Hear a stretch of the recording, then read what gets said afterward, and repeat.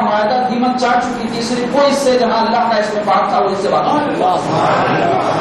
معاہدہ خود بخود ہی ختم ہو چکا تھا، معاہدے کا وجود ہی باقی نہیں رہا۔ مخاطب بخاری علیہ آقا علیہ السلام والسلام اور آپ کا خاندان پھر دوبارہ مکے میں آ کر شہر میں رہنے لگے۔ یہ اذیتناک جو معاملہ 3 سال تک خاندان بنی ہاشم کے ساتھ گزرا تھا، وہ ختم ہونے میں بھی نہیں پایا تھا کہ رسول پاک صلی اللہ علیہ وسلم کے ساتھ اور ایک سانحہ گزر گیا۔ حضور صلی اللہ علیہ وسلم کے وہ چچا جنہوں نے ہر قدم پر رسول پاک صلی اللہ علیہ وسلم کی مدد کی تھی، مشفق چچا اس وقت تک نہ کھاتے تھے جب تک کہ سرکار نہ کھا لے، اس وقت تک نہیں سوتے تھے جب تک سرکار کو سنا نہ دے، راتوں کو جاگ کر سرکار پاک کی دشمنوں سے نگرانی کیا کرتے تھے، اپنے بچوں کو سرکار کے بستر پر سلایا کرتے تھے۔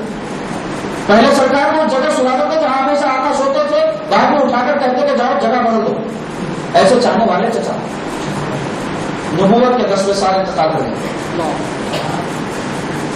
وقت نظر آیا، رسول پاک صلی اللہ علیہ وسلم کہنے لگے اے چچا آخری وقت میں کلمہ پڑھ لو، میں تم کو اللہ سے بخشوا دوں گا۔ ایک مرتبہ کہہ دو کہ اللہ کے سوا کوئی معبود نہیں اور میں اللہ کا رسول ہوں، میں تم کو اللہ سے معاف کروا دوں گا۔ ابو لہب جو حضور صلی اللہ علیہ وسلم کا چچا تھا اور دوسرے کافر ان کے سر کے پاس ٹھہر گئے اور کہنے لگے کہ اے ابو طالب کیا تم اپنے دین کو مرتے وقت حیبت سے ڈر سے چھوڑ دو گے؟ اپنے اجداد کے دین کو اس خوف سے کہ تم پر عذاب ہوگا چھوڑ دو گے؟ تم تو بڑے بہادر ہو، ایسے قسم کی باتیں کہنے لگے۔ اور علماء کا اس بارے میں اختلاف ہے کہ آپ کا خاتمہ ایمان پر ہوا یا کفر پر، لیکن جو آیات میں آیا ہے کہ آپ نے کلمہ نہیں پڑھا، اس دنیا سے چلے گئے۔ لیکن یہ واقعہ رسول کریم صلی اللہ علیہ وسلم کو بڑا محکوم کرنے والا تھا۔ حضور صلی اللہ علیہ وسلم کو چچا ابو طالب چاہتے تھے اور آپ ان کو چاہتے تھے، اور اسی نبوت کے 10ویں سال اور ایک سانحہ آقا علیہ الصلوۃ والسلام کے ساتھ گزرا کہ حضور صلی اللہ علیہ وسلم کی وہ زوجہ پاک جو سب سے پہلے آپ پر ایمان لائیں، ایسی ایماندار کہ عرب کے لوگ ان سے رشتہ قائم کرنے کے لیے بے چین رہتے تھے، ویسی ایماندار خاتون، ویسی طاہرہ بی بی خدیجہ الکبریٰ رضی اللہ تعالی عنہا جو رسول پاک صلی اللہ علیہ وسلم کو غار حرا پر جو حرم شریف سے 4 میل کے فاصلے پر تھا اس پہاڑ پر جو ہے چڑھ کر کھانا پہنچایا کرتی تھی، حضور صلی اللہ علیہ وسلم کی ہمت اور ڈھارس بنایا کرتی تھی، حضور صلی اللہ علیہ وسلم کی نسل پاک کا سلسلہ جن سے چلا ہے وہ انتخاب فرمانا۔ یہ 2 واقعات ایسے ہوئے کہ رسول پاک صلی اللہ علیہ وسلم بڑے مخدوم ہو گئے، اور آقا کا معاملہ یہ تھا کہ اپنے گھر سے نہیں نکلا کرتے تھے، ہمیشہ گھر میں رہا کرتے تھے، گھر کے باہر نہیں تشریف لایا کرتے تھے۔ اور اس سال کو جس سال یہ واقعات ہوئے نبوت کے 10ویں سال کو سرکار نے عام الحزن یعنی غم کا سال ڈکلیئر کر دیا۔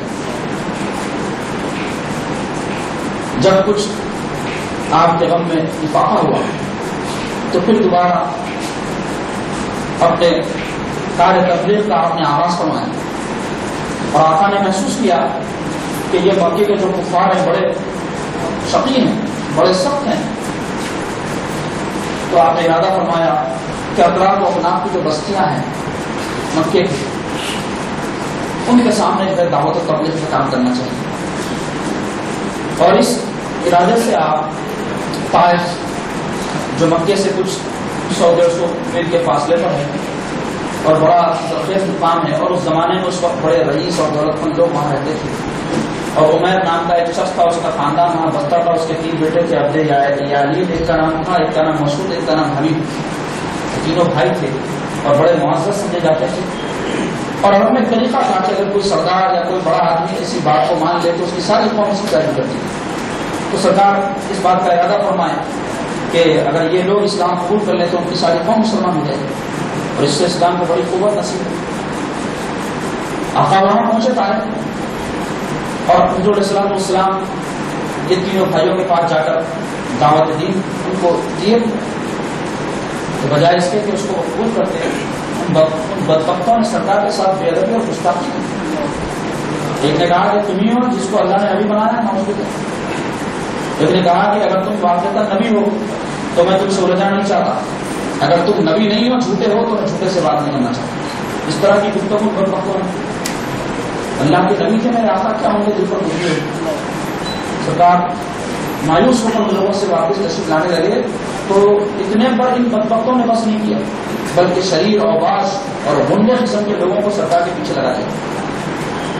وہ آقا علیہ السلام کو پتھر مارنے لگے. پتھر آنا تو مارے گئے کہ جس میں اثر لہولہان ہو گئے, خون بہتا ہوا آپ کے جوتوں میں جو ہے داخل ہو کر جوتے پیر سے چمڑ گئے. درد اور کمزوری کی شدت سے جب سرکار بیٹھ جاتا تو بدبخت آپ کو اٹھا کر کھڑا کرتے پھر دوبارہ پتھر مارتے. اس سفر میں حضرت زید جو سرکار کے غلام ہیں وہ حضور کے ساتھ تھے. کفار جب حضور کو پتھرے مارتے تو وہ بیچ میں آ کر اس کو روکا کرتے, اپنے جسم پر اس کو کیا کرتے. دیکھو سرکار کے صحابہ محبت اور چاہت کا سلیقہ دنیا کو سکھا رہے ہیں کہ اگر تم کو کسی سے محبت ہو, اس پر کوئی آفت آئے, اس پر کوئی تکلیف آئے, اس پر کوئی مصیبت آئے تو وہ تم سے ہو کر گزرے, تو پہلے تم پر آئے, محبوب کے پاس نہ جانے کا. پتھر کو اپنے جسم سے روکا کرتے, دونوں لہولہان ہیں. جب طائف سے کچھ دور مقام پر یہ دونوں مقدس ہستیاں جن میں اللہ کے نبی اور ان کے صحابی حضرت زید رضی اللہ عنہ پہنچے, طائف کے اطراف جیسے فارم ہاؤس وغیرہ ہوتے ہیں تو وہاں ایک جو ہے علاقے میں انگور کے باغ ہوا کرتے تھے. تو انہیں باغوں میں ایک باغ مکے کے دو رئیس عتبہ بن ربیعہ جس نے سرکار پاک صلی اللہ علیہ وسلم سے آ کر جو ہے سودے بازی کی انداز سے گفتگو کی تھی, اور شیبہ بن ربیعہ یہ دونوں کے وہاں باغ تھے. یہ رئیس تھے مکے کے, انہوں نے وہاں اپنے باغ لگا رکھے تھے. انہوں نے جب دیکھا سرکار پاک صلی اللہ علیہ وسلم کی وہ کیفیت تو ان کی حمیت خاندانی یہ بات گوارا نہیں کی کہ ایسے حال میں حضور کو چھوڑ دیں. انہوں نے اپنے غلام کو جس کا نام عداس تھا کچھ انگور کے پوشے دے کر حضور کی خدمت میں بھیج دی. حضور صلی اللہ علیہ وسلم لہولہان تھے اور بھوک سے جو ہے آپ بے چین تھے. انگور کے پوشے جب خدمت اقدس میں پیش کیے گئے تو میرے آقا بسم اللہ الرحمن الرحیم پڑھ کر اس کو تناول فرمانے لگے. تو یہ کلمات جب سرکار کے کہنے مبارک سے عباس نے سنے, جو غلام تھا عتبہ و شیبہ تھا, تو حیران رہ گیا, کہنے لگا کہ ہمارے یہاں کے لوگ تو ایسے کلمات نہیں کہتے جس میں اللہ کا نام لیا جاتا ہے اور رحمان الرحیم اس کو کہا جاتا ہے. سرکار پاک صلی اللہ علیہ وسلم ارشاد فرمایا کہ تم کہاں کے رہنے والے؟ تو اس نے کہا کہ میں مقام نینوا کا رہنے والا ہوں. تو آقا ارشاد فرمایا اچھا یونس بن متع ان کے شہر کے رہنے والے. تو حیران رہ گیا, کہنے لگا یونس بن متع کو آپ کیسے پہچانتے ہیں؟ تو سرکار نے فرمایا کہ وہ بھی اللہ کے نبی تھے, میں بھی اللہ کا نبی. یہ جیسے اس نے سنا تو کہنے لگا سوائے نبی کے بات کوئی نہیں جانتا. رسول پاک صلی اللہ علیہ وسلم کے حدیث شریف میں آیا ہے, قدموں کو اور ہاتھوں کو چومنے لگا اور حضور پاک علیہ السلام پر اس نے ایمان جو ہے لا لیا, اسلام اس نے قبول کر لیا. رسول پاک صلی اللہ علیہ وسلم وہاں سے جب نکلے تو مقام نخلا جو مکے اور طائف کے راستے میں پڑتا ہے وہاں جب سرکار کا قیام فرمانا ہوا تو تہجد کی نماز میں میرے آقا نے وہاں قرآن پڑھی. تو سرکار پاک صلی اللہ علیہ وسلم اللہ کے نبی جن پر قرآن نازل ہوا ان کی زبان اقدس سے کلام الہی جب نکلا تو پھر اس کا کیا اثر رہا ہوگا کہ وہاں سے جنات نصیب ہے, کہ یمن کا مقام ہے, وہاں کے جنات گزر رہے تھے, قرآن سن کر رک گئے, قرآن سنا, اپنے مقام پر جا کر اپنے سارے جنات ساتھیوں کو کہنے لگے جو سورہ جن میں اللہ تعالیٰ 19 پارے میں بیان فرما ہے, اس کی تفصیل آئی ہے, جو دیکھنا چاہتا ہے وہاں دیکھ لے. انا سمعنا قرآن عجبا, کہ ہم نے ایک عجیب قرآن سنا.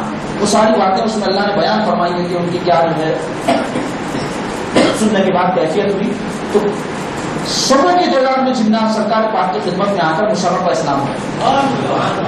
اس واقعے کے متعلق اصحاب سیر یا تفسیر نگاہ کہتے ہیں کہ جنات اس لیے ایمان لائے سرکار پہ کہ انسان نہ لائے تو اللہ تعالیٰ دنیا کو بتانا چاہتا ہے کہ تم میرے محبوب کی نبوت کو مانو یا نہ مانو, میری بہت سی مخلوق ہے جو ان پر ایمان لانے والی ہے.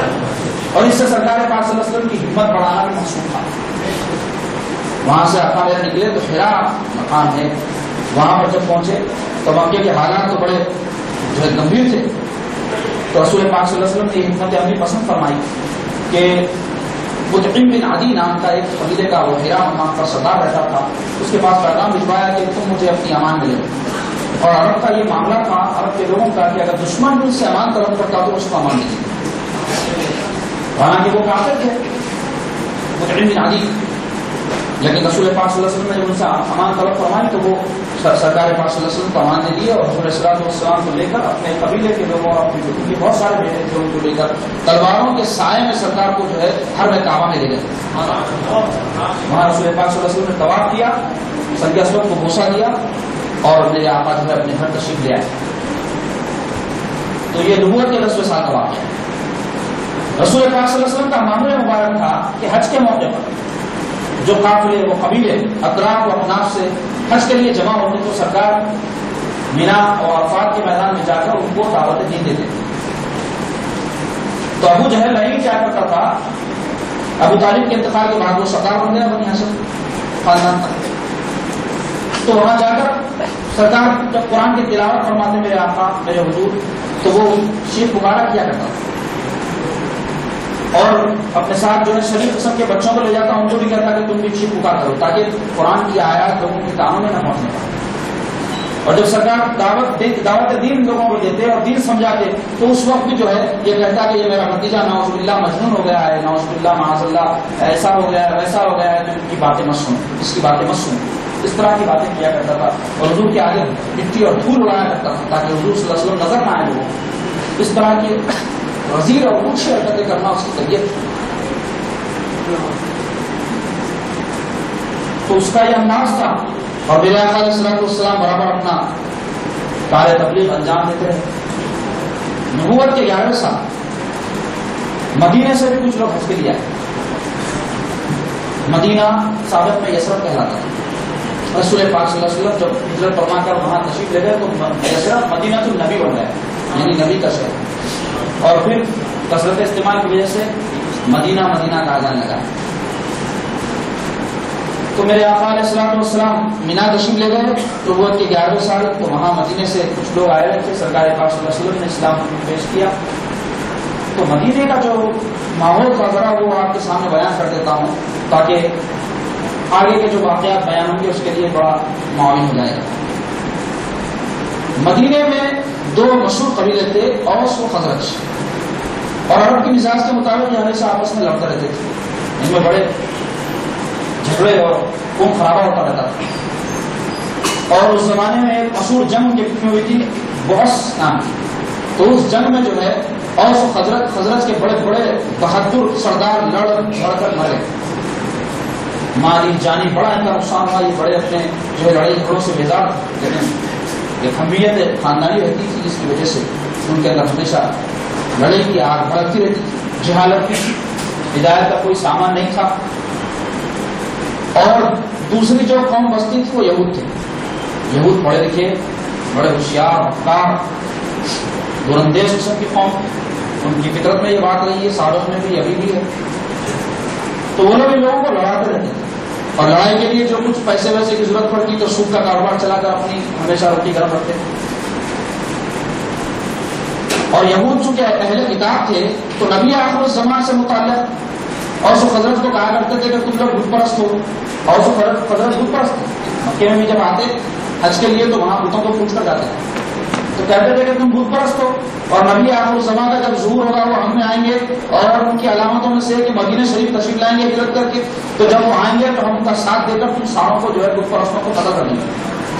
تو نبی آخر الزمان کی آمد سے متعلق ان لوگوں کو اور خضرت کے قبیلے والوں کو خبر تھی. یہ بتانا چاہتا ہوں. یہ باتیں انہوں نے یہودیوں سے سن رکھی تھی کہ آخر نبی کی جو ہے آمد ہونے والی ہے, وہ تشریف لانے والے ہیں. تو یہ لوگ جب مکہ آئے حج کے لیے رسول پاک صلی اللہ علیہ وسلم سے جب ان کی ملاقات ہوئی, سرکار نے دین پیش فرمایا, اپنا نبی ہونا ان کو بیان فرمایا, تو یہ پکار اٹھے کہ یہ تو وہی نبی ہے جس کی خبریں یہود ان کو دیا کرتے تھے. اے میرے ساتھیوں سبق کرتے جاؤ, اس سے